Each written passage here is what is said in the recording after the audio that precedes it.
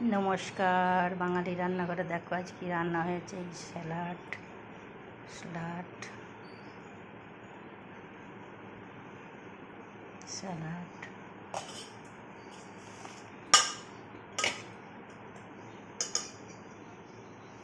আর এই fried rice.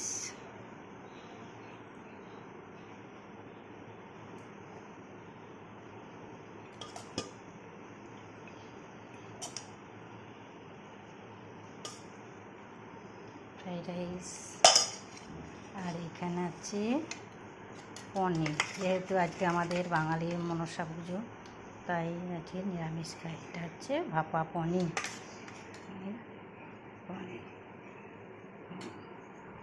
আর সঙ্গে একটা ক্ষীরপুলি মিষ্টি।